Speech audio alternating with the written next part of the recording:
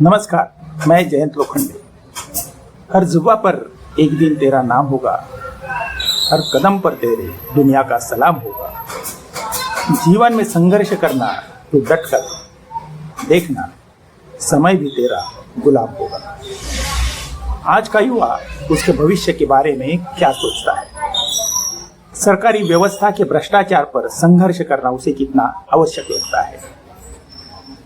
अगर मैं आपको कहूं कि सीबीएसई ने एक छात्र की कॉपी किसी दूसरे छात्र के नाम एक और अपलोड कर दी और जब छात्र ने सवाल पूछा तो दूसरी ओर उसे देशद्रोही तक कहा गया, क्या आप विश्वास करेंगे? आज की यह कहानी सिर्फ एक छात्र की नहीं, पूरे शिक्षा तंत्र की सच्चाई है। वेदांत श्रीवास्तव। आज का यह एक नया भारत जो सरकार और उसके एजेंटों से सवाल पूछने से डरेगा नहीं। विश्वगुरु होने का डंका पीटने वाले लोग कैसे भारतीय युवकों का भविष्य माटी में मिलाने में लिप्त रहे हैं, यह वेदांत श्रीवास्तव ने केंद्रीय माध्यमिक शिक्षा बोर्ड द्वारा आयोजित शिक्षा में हुई भ्रष्टाचार के चलते हिंदुस्तान को दिखा दिया। शिक्षा को किसी भी राष्ट्र के भविष्य की नींव माना जाता है। इसी नींव पर चोट करने की कारस्तानी भारत की शैक्षणिक व्यवस्था कैसे करती है, यह वेदांत ने सामने लाया।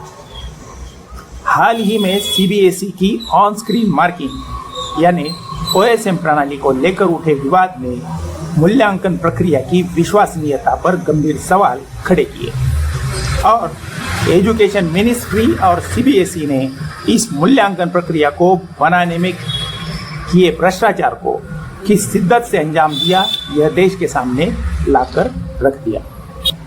साथ ही इस घटना ने निर्लज्जता की मोटी चमड़ी ओढ़े पूरे सरकारी व्यवस्था को भी यह दिखा दिया कि जब यह व्यवस्था गलती करेगी तो एक साधारण छात्र भी इस व्यवस्था के वाहक बने बड़े बड़े संस्थानों को भी जवाब देने के लिए बाध्य करेगा, किस तरह मजबूर कर सकता है।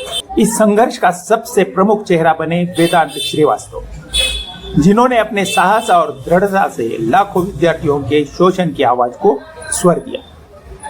केंद्रीय माध्यमिक शिक्षा बोर्ड सीबीएसई द्वारा आयोजित परीक्षाएं हर वर्ष लाखों छात्रों के जीवन, उच्च शिक्षा और करियर को प्रभावित करती आई है। जब उन्होंने अपनी उत्तर पुस्तिका की प्राप्त की तो उन्हें पता चला कि उनके रोल नंबर के साथ जो उत्तर पुस्तिका अपलोड हो गई है वह उनकी थी ही नहीं। उस उत्तर पुस्तिका की लिखावट अलग थी, उत्तर अलग थे और स्पष्ट रूप से वह किसी अन्य छात्र की कॉपी थी। अधिकांश विद्यार्थी शायद इस स्थिति को अपनी किस्मत मानकर चुप बैठ जाते। वेदांत ने ऐसा नहीं किया। उन्होंने इस त्रुटि को सार्वजनिक रूप से उठाया, सबूत प्रस्तुत किए और सीबीएसई से जवाब मांगा। तब सरकार के चमचों ने उसे कोसना शुरू किया, यहाँ तक उसे पाकिस्तानी कहा।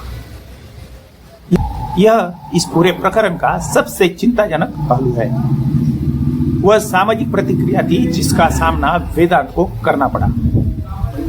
जब उन्होंने अपनी समस्या उठाई तब सोशल मीडिया में छेड़े गए कुछ वर्गों ने उन्हें ट्रोल किया, देश विरोधी कहा और यहाँ तक कि उन्हें पाकिस्तानी तक। उन्होंने समाज माध्यमों में वेदांत श्रीवास्तव पर हमले किए क्योंकि उन्होंने एक सरकारी संस्था से सवाल पूछने का साहस किया था।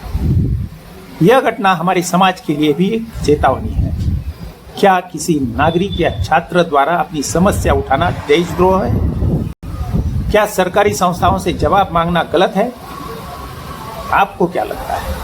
काफी दबाव और सार्वजनिक चर्चा के बाद सीबीएसई को अपनी गलती स्वीकार करनी पड़ी। यह केवल एक छात्र की जीत नहीं थी, यह सत्य, जवाबदेही और एक नए भारत की जीत थी। परीक्षा प्रणाली में पारदर्शिता, निष्पक्षता और जवाबदेही केवल प्रशासनिक आवश्यकताएं नहीं है, बल्कि यह विद्यार्थियों के भविष्य से जुड़ा एक महत्वपूर्ण प्रश्न है।